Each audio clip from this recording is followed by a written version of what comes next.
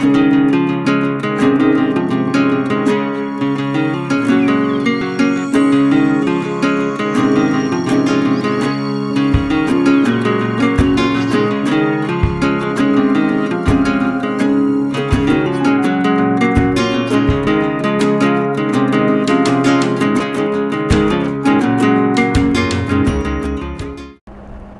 this is Jim from RV4x40.com.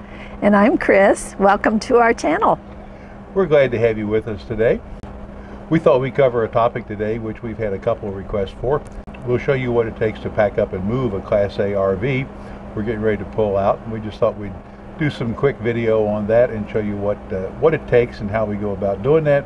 And also I want to show you a checklist that we use on a regular basis. It helps make sure we don't forget anything as we pull out. And we have a number of them that we've done up, one for getting ready to travel, one for actually traveling out, pulling out, one for getting set up, and then we have a dog that barks in the background, so she's our audience today. So I hope you find some benefit in what we're going to share with you, and for those of you who are more experienced, this will be old hat, but for some of you it might be a benefit.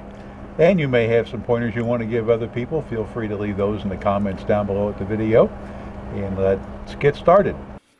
This is a screenshot from the phone of the app we use. It's called RV Checklist, and it's written by Adventure Treks. I'll give you a link in the description down below. This is the pro version of it. There's a free version, and there's a slight fee for the upgrade, so not much. And we did that for one thing, to give the guy a little bit of return for writing the program. It's very, very useful. Very easy to edit. You can export the built-in checklist out and load them into Excel, modify them to your heart's content, and then load them back in. We're not going to go through that process, but it's a fairly straightforward thing to do. So I encourage you to check out the app on either the Apple Store or the Android Play Store and get something that might help you out. The second one we're looking at is the outside checklist, and just to show you we can start to check things off as we do things, and you don't have to do them in order. You can skip and then come back, and when all the check boxes have green checks in them, you'll know you've completed everything you need to do. So it's a really good way to keep from forgetting something as you're getting ready to travel. This is the separate heading that's within the checklist for the things to check off prior to departure on the inside of the RV. Chris and I split the tasks up pretty much between the outside and the inside, and then of course either of us can do most of the things, but that just gets things done in parallel and makes it a little bit faster to get through the whole process of getting ready to travel. And the last segment we do is when we think everything is done, there's some final checks to double check everything and make sure all the outside things are stored away, inside things are done, as well as making sure everybody is on board. And, the wife or I'm on board if that's the way it needs to be checked, and that the pets are inside and everybody is ready to go. The first part of this is going to be what I do on the outside, and we pretty much divide our labor up anyway within the RV. I do a lot of the outside stuff, and Chris does a lot of the inside stuff. So depending on what's going on, either one of us can do either task, but it helps get things done quicker. And I'm going to go through in detail what we did on the outside. And Chris is going to be doing stuff on the inside while I'm doing it. That doesn't video quite as well, so there'll be less video about that. But Chris, why don't you talk about the things that you do inside while I'm doing the outside stuff? Well, the main thing inside is just to be sure everything is anchored so that you're not having things flying around as you're going down the road, and especially as you're braking and such. So a lot of things get put back in cupboards, and I just make sure I've got kind of a niche that I can put things into. There are racks that we put in, or I should say bars that we put in the refrigerator to help hold things in place as we're going down the road. So when we're going a longer distance and we know we're going to be on the road for quite a period of time, then we might put some things away, more so computers and various things. But when we're just taking a short trip, a day or two, we might utilize the bed for a lot of that, and that can be, very safe and keep things from sliding around. Also, things like locking the shower door and things that we have forgotten to do, and then we hear something banging. and head back to get it. But those are all things on the inside that we try to be sure, like I say, are locked down. I'm sure if you've done this very much, you'll find out that in spite of your best intentions and checklists and everything else, you still can make mistakes. The biggest one we ever made, self-confession here, and we were parked in a spot getting ready to leave, and we both did a walk around that time. Sometimes we both go, sometimes only one of us does the final walk around. With this particular case, we had both walked around and we're pulling out, and I look in the rearview mirror as we're driving down the road away from the campsite, and I see a long cord coming along behind the RV. And you get this sinking feeling because you realize that's the electric cord. And so we immediately stopped. Of course, by then it was way too late. The cord had pulled out of the pedestal, and we were driving off.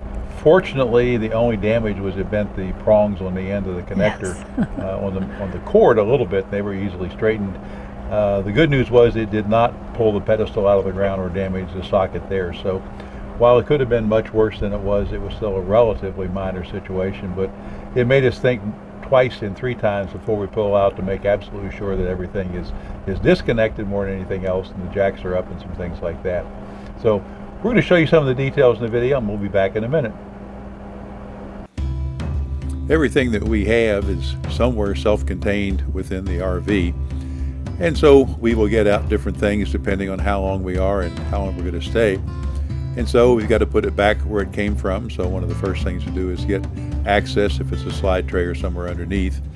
And things like our Blackstone grill, the trays are just set up so it just sits in one place on the end.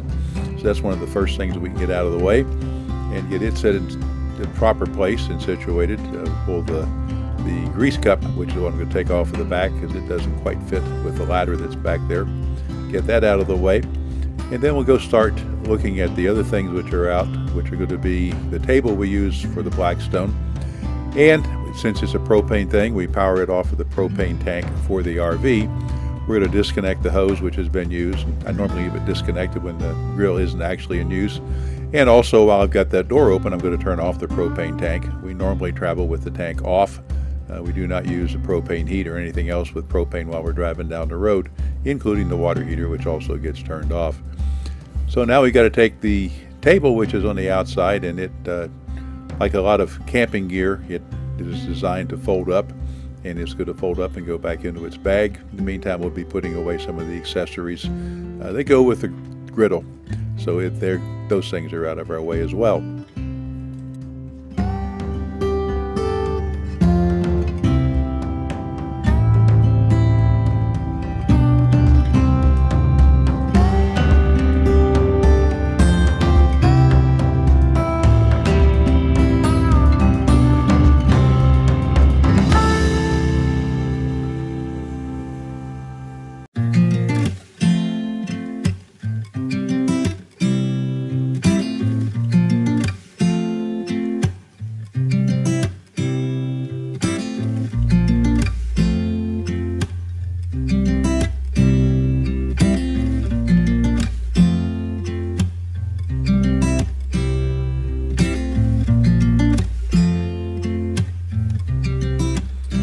The tabletop just kind of snaps in place. It's got some braces underneath of it to give it extra support. So the first thing is to get the tabletop itself off, and it folds up, and it will go into a bag which the rest of the table will store in the whole thing. It makes it easier to put underneath if everything is pretty much self-contained. So these rods across the top are a bit of a bear to get on and off, but they do come off, and once they're off we can take the three of them and then fold the legs up, put everything into the bag, and we'll put the bag underneath for storage.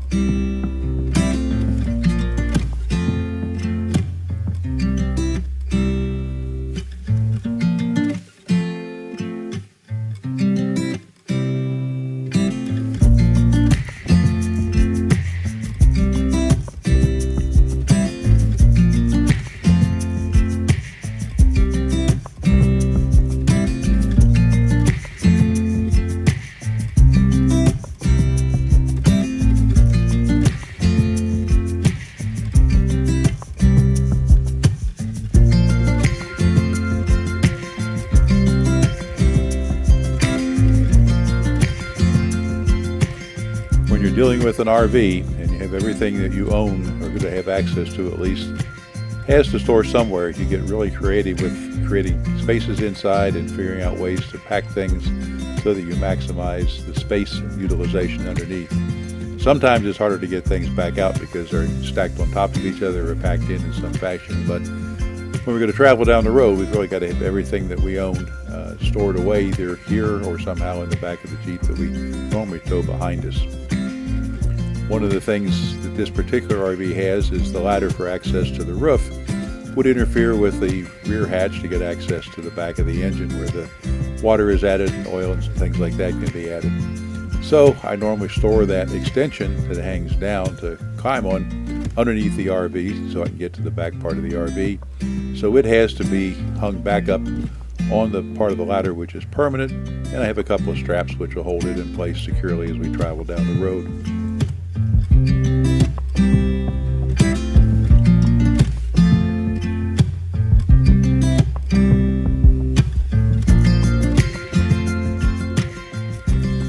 We also keep a weather station in the RV, very handy for knowing the outside temperatures and rainfalls and some idea what the wind is. We sometimes mount this up on the roof, which is about the only place you get an accurate reading of both rainfall and the wind, but often if we're not going to be in a place for very long, I just sit it on the ground. It gives us a temperature and some indication of what's going on outside, but it also has to be stored, and it has a home right beside the Blackstone griddle in that particular tray, along with the stand that it sits on.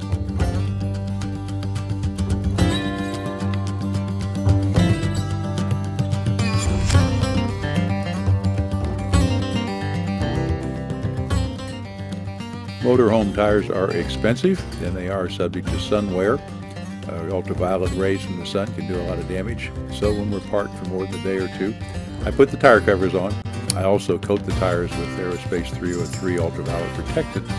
That also does a lot to help keep them safe. If there are 4 of those tire covers, they have to come off and they reside in the back of the Jeep when we're traveling. The other thing which is extremely important in talking about tires is make sure the air pressure in the tires on the coach especially are at the correct pressure. We also worry about the tires on the Jeep, but it gets driven a lot more. In this case, we haven't moved the RV for 3 or 4 weeks, so I want to make sure that the tires are all at the correct pressure. And there's a number of YouTube videos on how to figure out the correct pressure for your RV. In our case, we run the front tires at 105 pounds and the rear tires at 95. That's based on the weights that are actually on the tires and based on the manufacturer's rating for the load of the tires. And you need to make sure you go through that process so you have your tires properly inflated.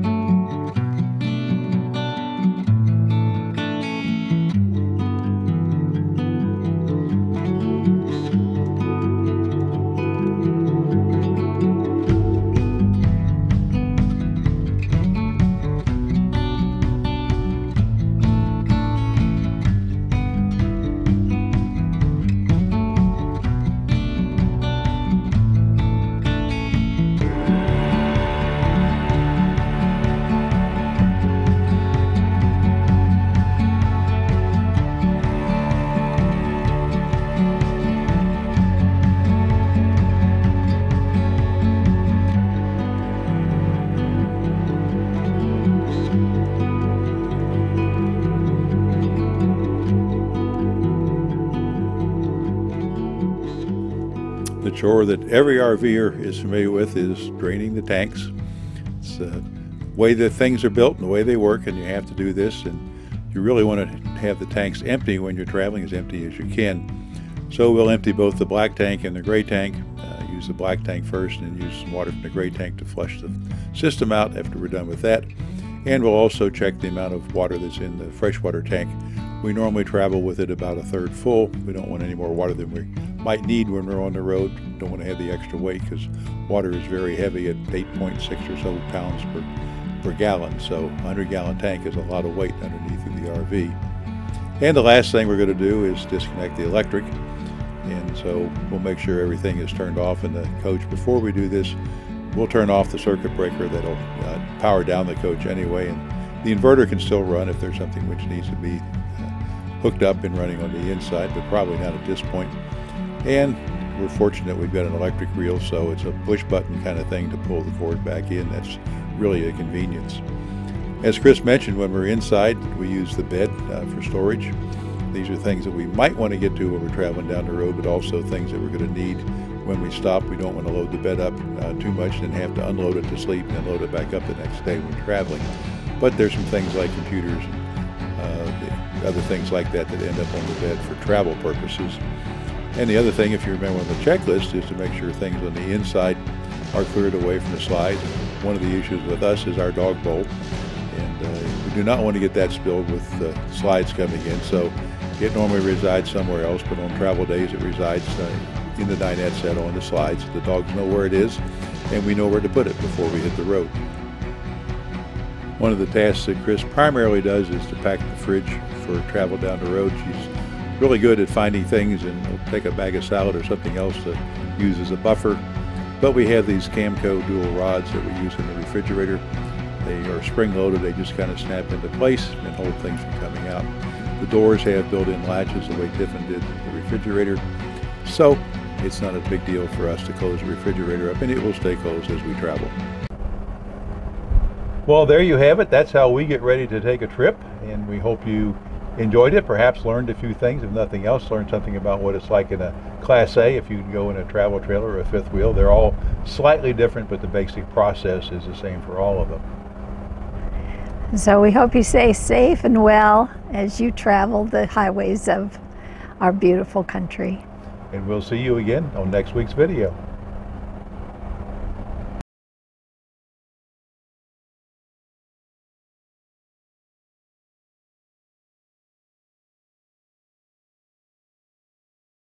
Shoot. Take a break there and see if the dog will quit barking. Okay. Now there's people walking by with a dog, 2 dogs. Cute little dogs. Oh.